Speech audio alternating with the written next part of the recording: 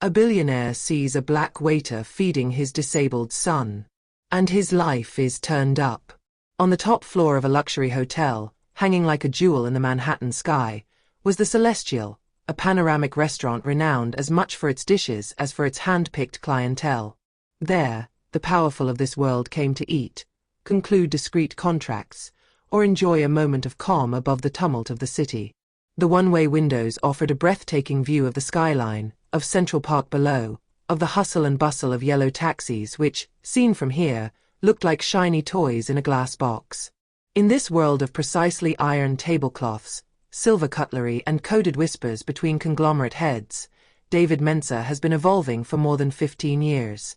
52 years old, impeccable suit, precise gestures, peaceful gaze. Originally from Kumasi, Ghana, he left his country with the hope of providing a better life for his family. He had seen continents, suffered humiliations, but he had never lost his righteousness. In this sanctuary of the elite, he was a benevolent shadow, a silent master of detail. David was one of those who are only noticed by the absence of fault. He moved with the fluidity of a breath, without bumping or hindering. He knew when to refill a glass without interrupting a conversation, at what temperature the Prince of Jordan's favorite tea should be, or even how to avoid the slightest mark on the blown crystal glasses. But more than anything, he possessed this rare science of serve without lowering, of respect without giving up. He was neither bitter nor resigned. He had chosen to remain dignified, despite the contemptuous glances or barked commands. Because for him, each service was an act of mastery, almost an art. But that Tuesday, the elegant ballet was shattered. To the table 12, one of the most coveted for its direct view of the Empire State Building, had just moved in a man whose reputation preceded his every step. Edward Blake, financial tycoon, CEO of an investment fund managing more than $800 billion in assets. A legend of modern capitalism, feared as well as respected, famous for his ability to make cold decisions without the slightest emotion. He was dressed in a perfectly cut three-piece suit, his cufflinks worth the annual salary of several waiters. But behind this facade of power, something was wrong. By his side, Thomas, her teenage son, sat silently. The contrast between the two was stark. The man, rigid, distant, almost inhuman, and the child, fragile, with clear eyes, prisoner of a body he did not control. Thomas suffered from severe cerebral palsy. His movements were disordered, his arms contracted unpredictably, his mouth struggled to close. He wore a discreet bib under his white shirt, and his gaze desperately sought human contact. Edward was tapping on his phone, frowning. He didn't seem bothered by his son's disability, he seemed indifferent. As if this lunch was just a formality, a gesture imposed by a meaningless family calendar. David, placing the cards on the table, immediately perceived this icy tension. He recognized in Edward this posture so common among the powerful, that of the man who has no time to love. He bowed politely, took orders, then walked away without a sound. He had seen dysfunctional families, children ignored, couples acting out. But here there was something else, an unfathomable gulf between father and son. The meal arrived. David, with a confident gesture, placed the plates. Thomas, seeing his dish, seemed enthusiastic. He tried to pick up his fork, but immediately dropped it. He tried again, and again. Each attempt ended in failure. Food fell on the tablecloth. A small stream of saliva ran down his chin. He made a sound, a muffled moan, almost a call. Edward, without looking up, sipped his glass of Bordeaux and turned a page of his report. The other customers began to look away. There was a feeling of discomfort. Not because of the child, but because of the absence of a gesture from the father. David felt pressure building in his chest. He wanted to look away. Stay in your place, as he had always been taught. But he didn't succeed. This boy could have been Son's son. Samuel. Her little boy disappeared too soon. And suddenly, he was no longer a customer to serve. It was a child who was abandoned in front of him. So, without thinking, David approached. He lowered himself slightly, respectfully, but firmly. Excuse-me, Mr. Blake, can help your son? Edward finally looked up, surprised. There was a split second of annoyance in his eyes, then a sort of inability to respond. He shrugged his shoulders vaguely. Doi ti fitamuseju. David knelt down gently, at Thomas' level. He smiles at her. Not a forced smile. Not a smile of pity. A smile that said, I see you. You matter. Hi Thomas. Do you want us to do this together? Thomas nodded awkwardly but eagerly. And David began. He cut the meat into small pieces. He took each mouthful slowly, waited for Thomas to swallow, encouraged him with a tender word or a light joke. He sometimes patted her hand, like an old accomplice. Little by little, something changed. Thomas laughed. A little muffled laugh, disordered, but bursting with sincerity. The customers around stopped talking. Even the waiters on break in the pantry were discreetly watching the scene. Edward stopped breathing. He hadn't heard that laugh since. He didn't even know when. At the end of the meal, David gently wiped Thomas's mouth with a warm napkin. Then he placed a hand on her shoulder. You were wonderful, young man. And without saying more, he got up and walked away, as if he had simply done what humanity demanded. But in the heart of Edward Blake, this simple moment had shaken the foundations of a world built on domination, productivity, and distance. Edward asked to speak to David in private. In the manager's small office, cramped and silent, the atmosphere was different. Gone are the crystal chandeliers and immaculate tablecloths. Here, all that mattered was the raw truth. Edward sat down slowly, folded his hands on his knees and remained silent for a long moment, his eyes fixed on David, as if he were searching for something he had never been able to name. Then he spoke, in an unusually low voice. Where did you learn to do that? David remained standing with his hands clasped in front of him. He didn't look away, but his response was almost a whisper. I didn't learn. I lived. My son, Samuel, was also disabled. A rare form of muscular dystrophy. He died at 10 years old. He paused, letting the silence absorb his words. You know what it's like to love a child you can't fix.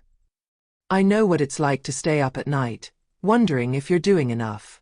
And to live with this fear, that of not being good enough.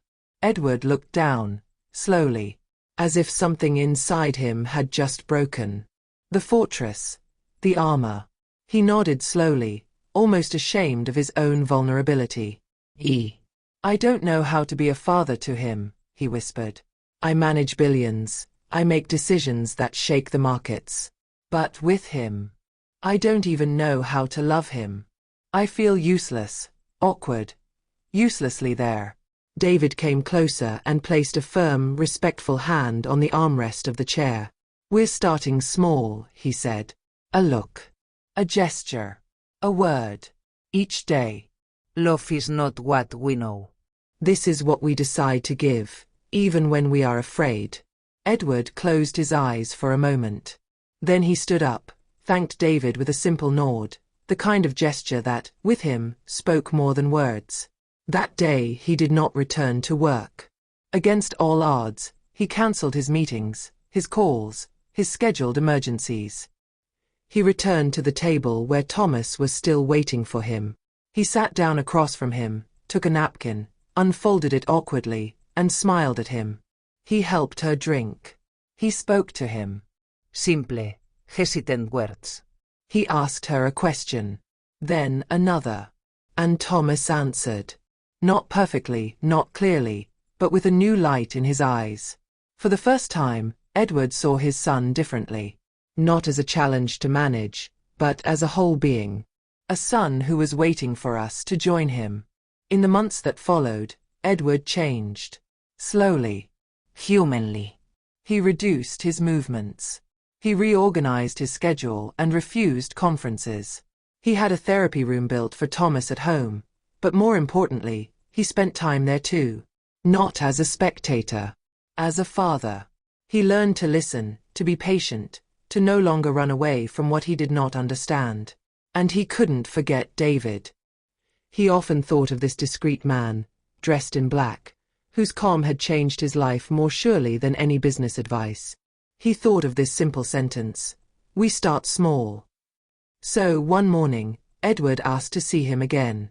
No longer as a customer, but as a man-to-man. One winter evening, when Manhattan shimmered under a blanket of light, Edward invited David to his private office, perched on the top floor of his tower overlooking Central Park. An imposing place, all glass and silence, where luxury seemed frozen in cold sobriety. The walls were decorated with contemporary, impersonal paintings, as if no one really paid attention to them. But that evening, something had changed. On a coffee table, 2 glasses of steaming tea replaced the usual whiskey. A simple attention. Human. David entered, a little intimidated, wearing his carefully ironed dark jacket. He did not yet understand what he was doing there, in front of this man whom thousands feared, but who now looked at him with a strange humility. Edward stood up and handed her a thick, white envelope. He had this rare look, that of a man who no longer bargains with his emotions. "It's a proposition," he said calmly. "I want to create a foundation. Not a charity that gives to clear one's conscience. No. A living place, a center of dignity. A place where families with a disabled child feel understood, accompanied, supported, without pity or judgment." He sat down facing David. "I want you to be the director. Whether you recruit, train, inspire, may you guide this project as you guided my heart that day. I don't have your sweetness. Not your story. Not your art. But I have the means. And I want to put them in your hands." David opened the envelope. His fingers were trembling a little.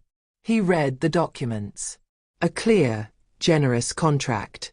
A salary far beyond what he had ever imagined. Funds allocated. A multidisciplinary team already anticipated. Pilot centers to be launched in 3 cities. But what struck him most was neither the money nor the title. It was the enclosed handwritten letter, signed by Edward himself. A simple letter. Honest. Full of gratitude. "Why me?"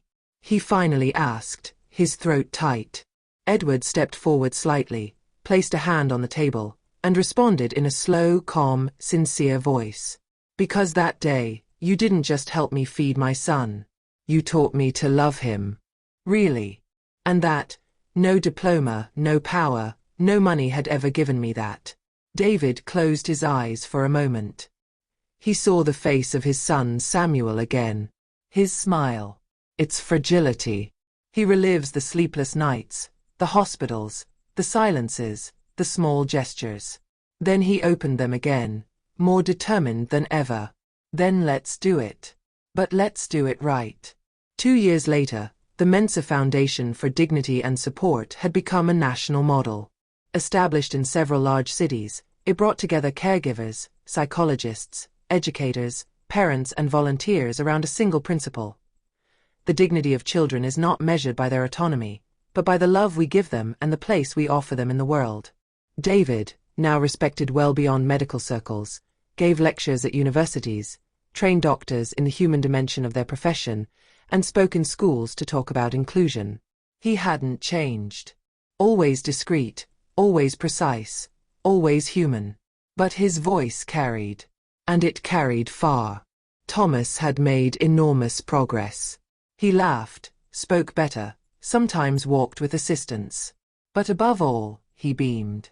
Edward accompanied him to his sessions, attended his adapted theater performances, sometimes cooked with him.